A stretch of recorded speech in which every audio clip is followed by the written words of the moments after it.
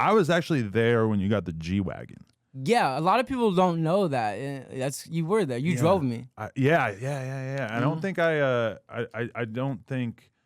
Yeah. I drove you there, and then I remember we drove back to your house afterwards, and then I met your mom and shit like right after that, and got to kind of scope what was going on, because you had like your apartment, and then like around the corner you had an apartment for your mom, and like I'm realizing like, oh shit, he has taken on like a lot of fucking financial responsibilities in the short time that you had been famous, but.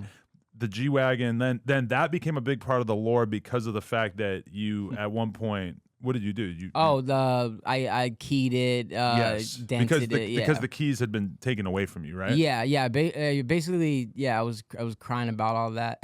Like these are things I'm talking about. Like if I could be me now, I would have it wouldn't have happened, or it would have just been handled very differently.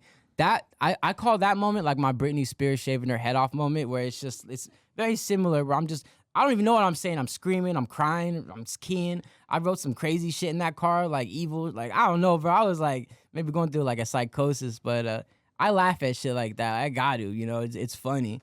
If I don't, it would be bad. Right, but the G-Wagon is gone now. This is a good time to like clear up what happened to the G-Wagon. I did not sell it for drugs.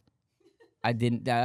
People think that. That narrative was put out there at one point? Yeah, it was by Whack 100. I have nothing against Whack 100 at all. Where did he get that information? I don't know. It's wrong information. What happened to the car was it needed service. Like something was wrong with it. The window was all messed up.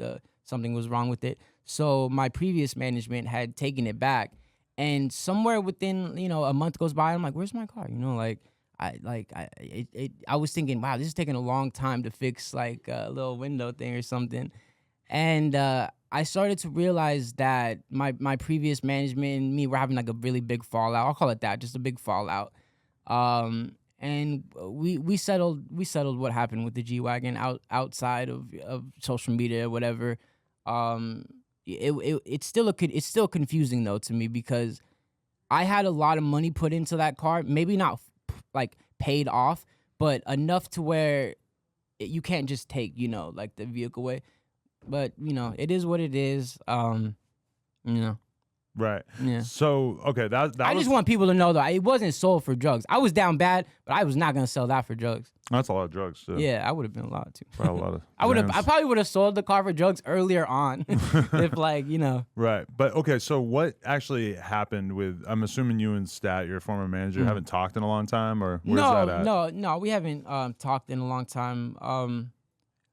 The thing about that is obviously how I approached it was terrible. And I acknowledge that. At the time, like the lives and all that stuff, when I was like, I had just, what happened there is I felt, that was like another bottom point, not rock bottom, but I felt lied to. I just felt all these emotions. I was very angry at things that they had done in the past. And I really wish I could have reworded that, just redid everything, that was a terrible way to do it.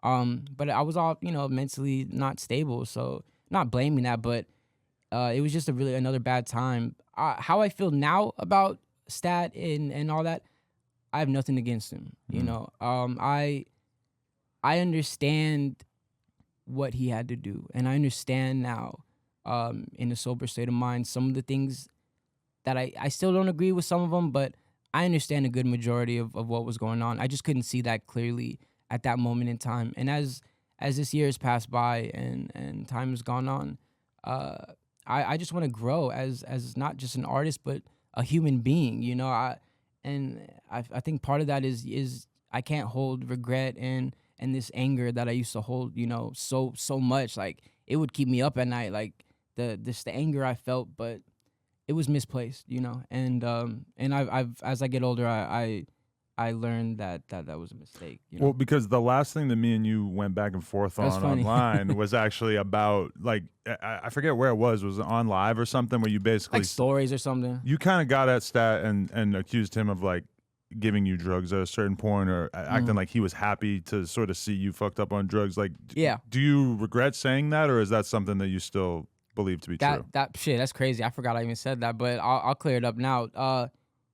No, I don't think he was happy at all. I think deep down everybody wanted to get me some, like how you had brought up earlier. How is this kid gonna get out of this spot? Stat probably thought the same thing. I haven't talked to him in a while, but I could only imagine, what kind of burden that was too on him. No, I don't think he was happy to see me in that place.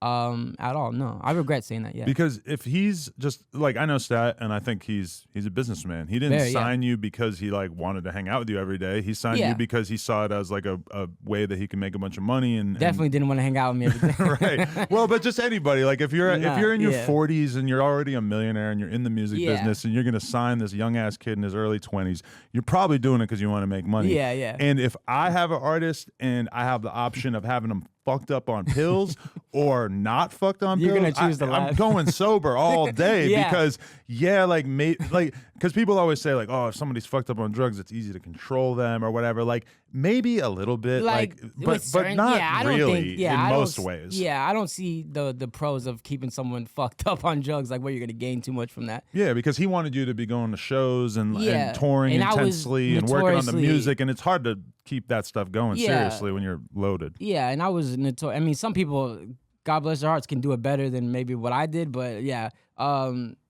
it's just, man, Stat, I love Stat, and I appreciate what he did for me, and I can now say that, that I really do, love what he did, and I appreciate him, even though I would like to talk to him in the future, I would like to, if he's open to it, to just talk, have a conversation. I want him to see where I'm at now. Maybe he does, maybe he has seen it. I've done some interviews, but I just want to let him know that I'm good, even if it means nothing to him, if it means a lot. And I, obviously want to just talk about some things, Right, definitely. All right, so you see it. We just hit 500K.